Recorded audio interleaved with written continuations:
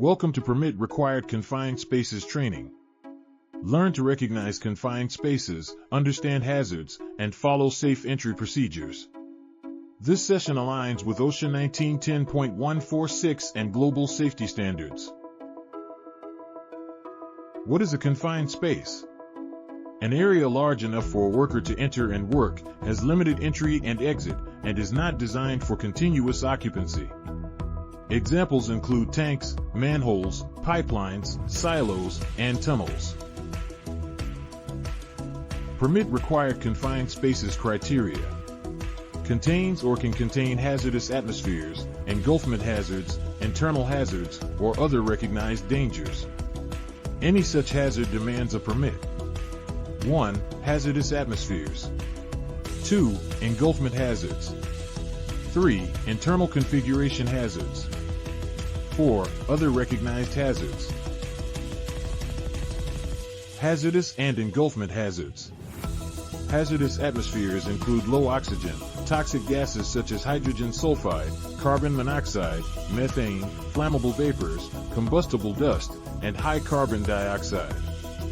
Engulfment hazards include water, chemicals, sand, grain, and sludge. Internal and other hazards. Internal hazards include sloping floors, tight corners, tapering walls, and cramped entry points. Other hazards include electrical wires, extreme heat, noise, steam leaks, mechanical parts, radiation, and biological risks.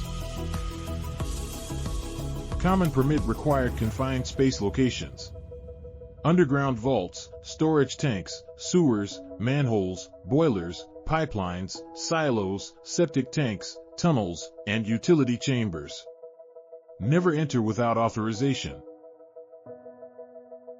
Permit-required confined spaces are extremely dangerous.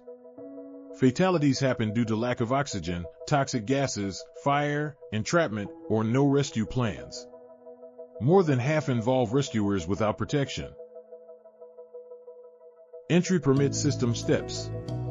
Step 1. Identify hazards. 2. Test atmosphere. 3. Isolate energy sources. 4. Ensure ventilation. 5. Prepare rescue team. 6. Select personal protective equipment. 7. Establish communication. No permit means no entry. Roles and responsibilities. 1. Entry supervisor approves permits, reviews hazards, manages isolation and ventilation. 2. Authorized entrants use PPE, stay alert, follow instructions, and exit if unsafe.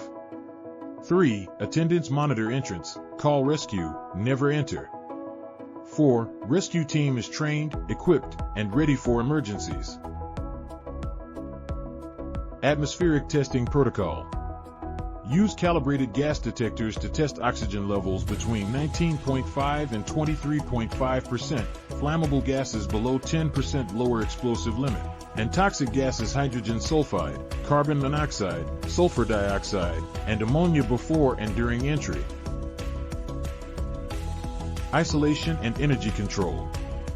Lock out electrical circuits, close and tag valves, block mechanical equipment, depressurize pneumatic and hydraulic lines, close chemical inlets, and secure moving parts as part of lockout-tagout procedures. Ventilation systems. Use mechanical blowers, air movers, and exhaust fans to supply fresh air, maintain oxygen levels, and remove toxic gases. Required personal protective equipment. Safety harness with lifeline, gas detector, self-contained breathing apparatus, chemical-resistant gloves, helmet with light, flame-resistant clothing, safety boots, ear and eye protection. Communication systems. Maintain contact using radios, hand signals, voice communication, or tether lines. Exit immediately if communication fails.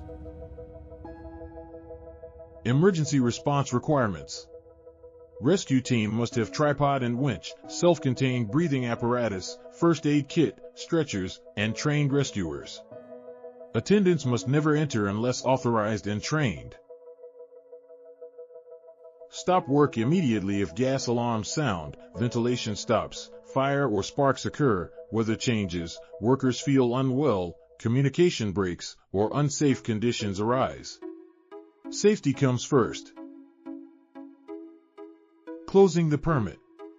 Clear the space, remove tools, account for workers, close and sign the permit, secure the area, and save documentation for audits.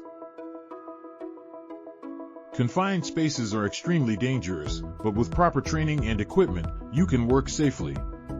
If unsure, or if permits are not approved, do not enter. Stay safe, stay alert, save lives. Visit practicalsafetytraining.org.